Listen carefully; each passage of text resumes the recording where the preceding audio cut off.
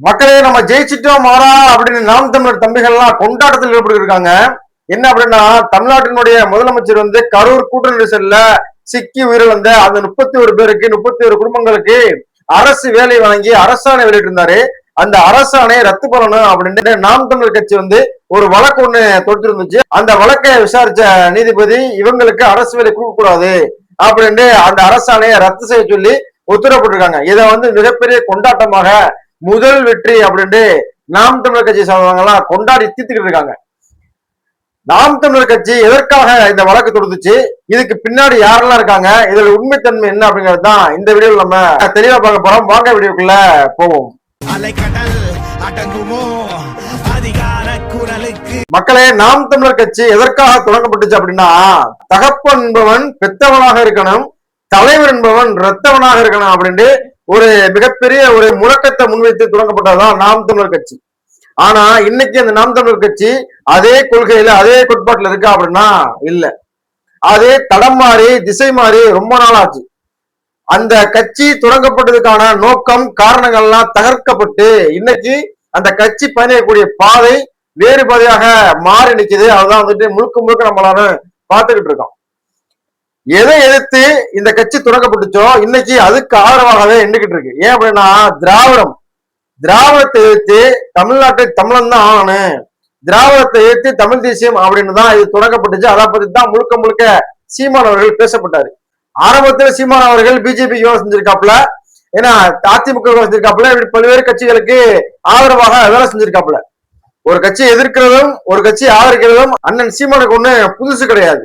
சாப்பாட்டுலதான் கூட்டு பொரியல், ஆனா கூட்டணின்னு வந்துட்டாக்கா தன்னிச்சுத்தான் போட்டி, எலெக்ஷன்ல தன்னிச்சுத்தான் போட்டி அப்படின்னு பேசக்கூடிய அண்ணன் சீமான் மேடையை விட்டு இறங்கிட்டு அவருடைய கருத்தெல்லாம் தவிடுபடியா போயிருது. ஏன்னா மேடையில பேசுற பேச்சு வேறையா இருக்கும், ஏன்னா நேர்ல பேசுற பேச்சு வேறையா இருக்கும். மேடையில ஒரு எதிரியை போல பேசிவிட்டு கீழே இறங்கி வந்தோம்னா திமுகவும் நாங்களும் ஏன்னா இது பங்காளி சண்டை அப்படின்ட்டு மக்களை மடைமாத்தி மக்களை முட்டலாகக்கூடிய வேலையைத்தான் நாம் தமிழர் கட்சி செஞ்சு வருது. நாம் தமிழர் கட்சி தொடர்ச்சியா அந்த வேலையை தான் செஞ்சுக்கிட்டு வருது. தொடர்ச்சியா அதிமுக எதிர்த்து திராவிட கட்சிகளை எதிர்த்து அரசியல் பண்ணிட்டு இருந்த அண்ணன் சீமான் இப்ப திராவிட கட்சியெல்லாம் விட்டாப்ல. ஏன்னா யார் அவங்களெல்லாம் விட்டுட்டு இப்ப முழுக்க முழுக்க விஜயையும் விஜயனுடைய கட்சியை சார்ந்தவர்களையும் முழுமையாக எதிர்க்கிறதுக்கு இறங்கிட்டாங்க. சரி, இப்ப நம்ம மேட்டுக்கு வருவோம். கரூர் கூட்ட நெரிசல்ல சிக்கி உயிரிழந்தவங்களுடைய குடும்பத்துக்கு ஏன்னா அரசு வேலை வழங்கி தமிழ்நாட்டினுடைய முதலமைச்சர் உத்தரவிட்டிருந்தாரு. அந்த உத்தரவை ரத்து பண்ணணும் அப்படின்னு நாம் தமிழர் கட்சி சார்ந்தவங்க நாம் தமிழ் கட்சி தான் ஏன்னா ஒரு வழக்கு ஒண்ணு கொடுக்குறாங்க. அந்த வழக்கை விசாரிச்ச நீதிபதி ஏன்னா இது வேணாம், இது கொடுக்க கூடாதுன்னு ரத்து பண்ணி அனுப்பிடுறாங்க. இப்ப உச்ச நீதிமன்றத்துக்கு மேல்முறையீட்டுக்காண்டி தாவேக்கா போக போகுது. அதுல தாவேக்கா தான் ஜெயிக்க போகுது. ஏன்னா இந்த அரசு வேலை நிரந்தரமாக்கப்பட போகுது. அத வருங்காலங்கள்ல அடுத்தடுத்து நம்ம பார்க்கத்தான் போறோம். இப்போ சாட்டை உற்சாகமா வீடியோ போட்டுருக்காரு. என்ன அப்படின்னா விஜய் அவர்கள் வழங்கிய அந்த அரசு வேலையை என நாம் தமிழர் கட்சி தடுத்து நிறுத்தி விட்டது, வென்று விட்டோம், ஜெயித்து விட்டோம் அப்படின்னு உற்சாகம் வச்சிருக்காப்புல. இப்ப அந்த கரூர்ல உயிரிழந்தவங்களுக்கு 31 பேருக்கு வேலை கொடுத்ததுனால உங்களுக்கு என்ன கடுப்பு? அந்த 31 பேருக்கு வேலை கொடுத்ததுனால பரீட்சை எழுதின 11 லட்சம் பேருக்கு வேலை கிடைக்காம போயிருமா? இல்ல படிச்சவங்களுக்கு பூரா வேலை கிடைக்காம போயிருமா? இல்ல தூத்துக்குடியில ஸ்டெர்லைட்ல போராடி உயிரிழந்தவங்களுக்கு வேலை கொடுத்தாங்கல்ல, அந்த வேலையை ரத்து பண்ண சொல்லி நீங்க வழக்கு கொடுக்கல. ஏன்னா அஜித் குமார் இறந்து போனதுக்கு அவங்களுடைய குடும்பத்துக்கு அரசு வேலை கொடுத்தாங்கல்ல, அதையே நீங்க ஏத்து பேசுற. கள்ளச்சாராயம் குடிச்சு இறந்து போனவங்களுக்கு 10 லட்சம் ரூபாய் பணம் கொடுத்தாங்கல்ல, அதையே நீ ஏத்து பேசல அப்படிலாம் கேட்டா நம்ம ஷார்ட் என்ன சொல்ல தெரியுமா?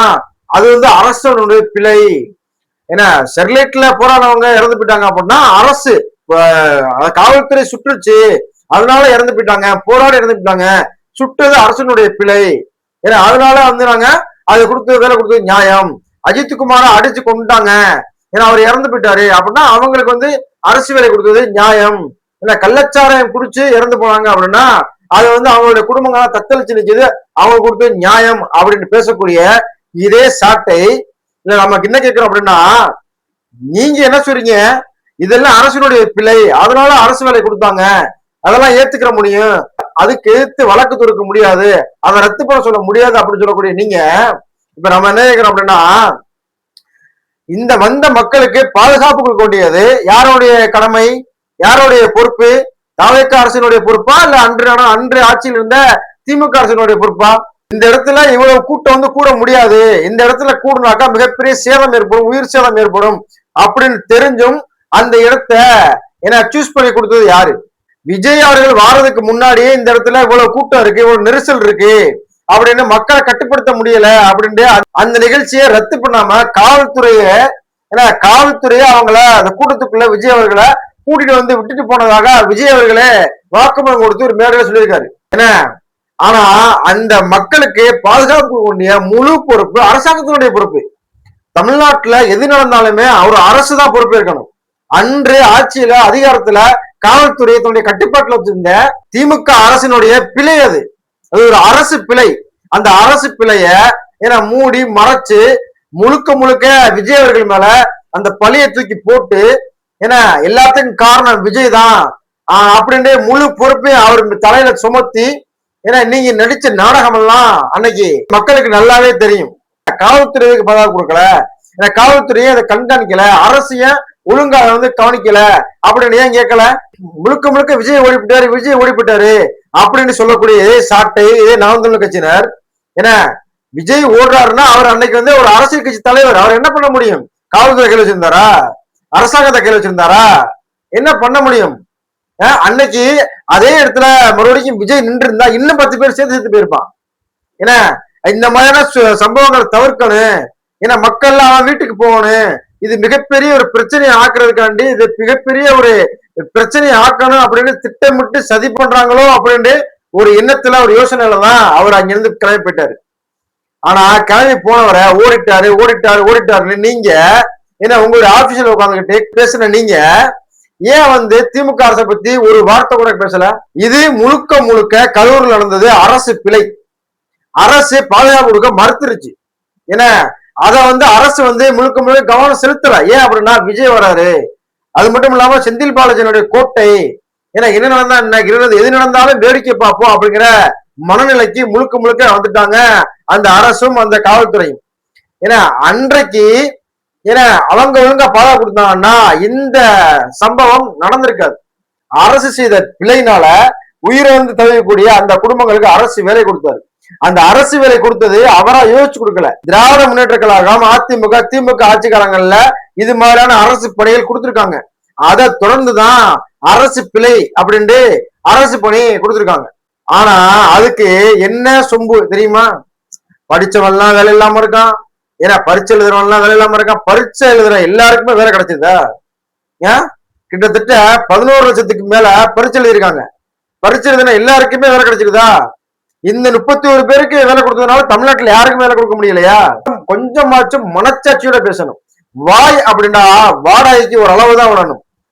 நம்ம வாய் தானே, எப்படி வேணாலும் விடலாம், வாடகைக்கு எப்படி வேணாலும் பேசலாம் அப்படின்ட்டு பேசக்கூடாது. கேட்கிறவன்லாம் கிறுக்கு பேரெல்லாம் முட்டா பேர கிடையாது. சரியா? அது மட்டும் இல்லாம நானும் ஜெயிலுக்கு போறேன் அப்படிங்கிற மாதிரி இப்ப நாம் தமிழர் கட்சி கிளம்பிட்டாங்க. எங்க போறாங்க அப்படின்னா நானும் கோர்ட்டுக்கு போறேன் அப்படின்னு ஆகுன்னா ஒரு வழக்கு, எல்லாருமே ஒரு வழக்கு. இப்ப ஒரு யூடியூபர் மேலையும் ஒரு இன்ஸ்டா பிரபலம் மேலையும் வந்து அவதூறு பரப்புறாங்க, சீமான் மேல அவதூறு பரப்புறாங்க அப்படின்னு ஒரு வழக்கு போட்டிருக்காங்க. அது மட்டும் இல்லாம இந்த அரசாணையை ரத்து பண்ண சொல்லி வழக்கு போட்டிருக்காங்க. இந்த அரசாணை ரத்து பண்ணதுல வழக்கு போட்டு அவங்களுக்கு சாதகமாகவே தீர்ப்பு வந்துருச்சு. இந்த வழக்கு உண்மையிலேயே நாம் தமிழர் கட்சி தான் போட்டுச்சா இல்ல யாருடைய துண்டுதலுமே இல்லையா? அதுக்கு பின்னாடி யாருடைய பின்னணியும் இல்லையா? உண்மையிலேயே நாம் தமிழர் கட்சி தான் போட்டுச்சா? மனச்சாட்சியை தொட்டு சொல்ல முடியுமா? இல்ல சொல்ல முடியுமா? முடியாது.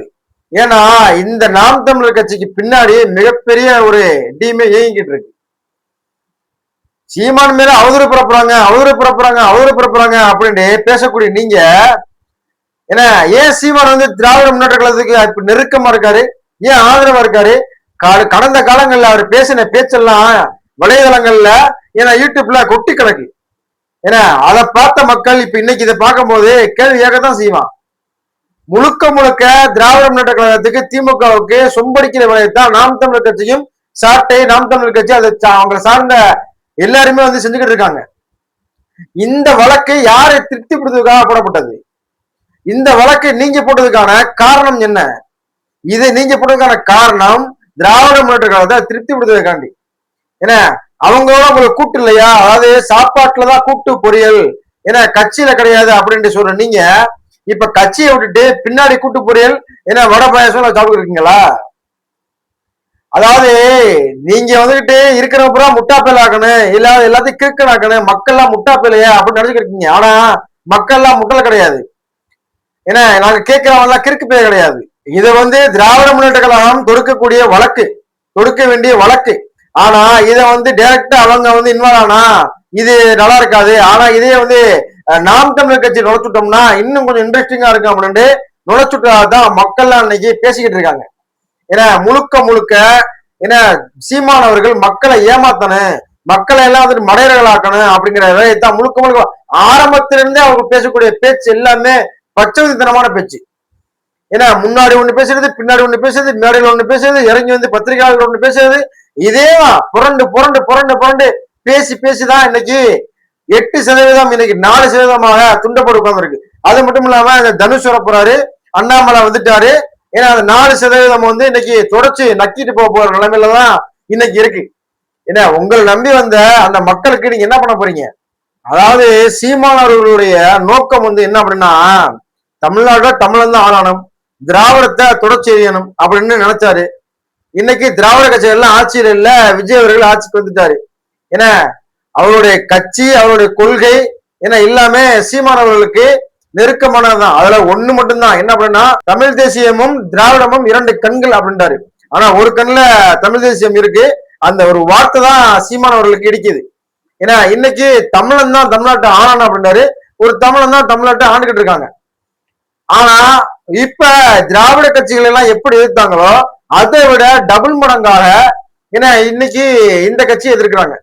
ஏன்னா இன்னைக்கு தமிழன் ஆண்டுகிட்டு இருக்காரு, தமிழனை எதிர்க்கிறாங்க. அப்ப உங்களுடைய நோக்கம் தமிழன் ஆள வேண்டியது இல்லை, நீங்க ஆண்டு நீங்க ஆண்டு மக்களை பூரா முட்டாப்பேல் ஆக்கணும், ஹிட்லர் மாதிரி சர்வாதிகாரம் இல்ல, அன்பான சர்வாதிகாரம். சீமான் சொல்றது அன்பான சர்வாதிகாரம். ஏன்னா நீங்க சர்வாதிகாரம் பண்றது ஆத்தாப்பங்களை பெற்றுட்டு இருக்காங்களா? நீங்க எங்களை அதிகாரம் பண்றது ஆத்தாப்பங்களை பெற்றுட்டு இருக்காங்களா? இல்ல இல்ல, அதிகாரம் என்ன நீங்க எங்களை பண்றது? அதிகாரிகளை பேரே எடுக்கணும் அப்படின்னு பழனிபாபா சொல்லியிருந்தாரு. அது மாதிரி அதிகாரம் நீங்க என்ன எங்க அன்பான சர்வாதிகாரம் நீங்க என்ன பண்றது? தமிழ்நாட்டு மக்களா கிழிச்சா போல கிறுக்கு பேர கிடையாது. அது மட்டும் இல்லாம தமிழ்நாட்டை தமிழன் தான் ஆளணும் அப்படிங்கிறது ஒரு அஜெண்டா, அவரு சீமானவர்களுடைய அஜெண்டா. ஆனா அதுக்கு பின்னாடி பல்வேறு காரணங்கள். பிஜேபியோட பிடிஎம்ங்கிறாங்க, திராவிட முன்னேற்ற கழகத்தோட இன்னைக்கு திராவிட முன்னேற்ற கழகத்தோட ஏடிஎம்மா இருக்காரு. சீமானவர்களுடைய கொள்கையையும் அவருடைய கோட்பாடையும் அவருடைய நிலைப்பாடையும் ஒருபோதும் மக்களால புரிஞ்சுக்கிறவே முடியாது. அப்படி புரிஞ்சுக்கிற முடியாத சூழ்நிலை தான் இன்னைக்கு 8% 4% மாத்தி சாட்டை அவர்கள் கொண்டு தெருவில் நிப்பாட்டிருக்காரு. இப்படி விஜய் அவர்களை பேசி பேசி ஏத்து ஏத்து ஏத்து ஏத்து இன்னும் வரக்கூடிய காலங்கள்ல எப்படியாச்சும் நம்ம வாக்கு வாங்கிடுவோம் அப்படிங்கிற அந்த ஆசையெல்லாம் கிடையாது. வாக்கு வாங்க மாட்டாங்க. இந்த 4% என்ன தட்டுக்கட்டு தரங்கட்டு மேற்கொண்டு மேற்கொண்டு குறைஞ்சுக்கிட்டே தான் போக போகுது, வேற வழி இல்லை. இந்த நாம் தமிழர் கட்சி கொஞ்சம் கொஞ்சமா அழிந்துக்கிட்டு வருவதை என சாட்டை அவர்களும் சீமானவர்களும் உட்கார்ந்து ரசித்து கொண்டிருப்பார்கள் தவிர ஒருபோதும் வேதனைய மாட்டார்கள். ஏனென்றால் அவங்க ஆட்சி அதிகாரத்துக்கு வரணும் அப்படிங்கறதெல்லாம் வேலை கிடையாது, அதுக்கு அந்த ஆசையும் கிடையாது. அவங்களுடைய ஆசை, அவங்களுடைய கொள்கை, அவங்களுடைய கோட்பாடுகள்லாம் வேற. நானும் வருவேன் தனி ஒருவனாய்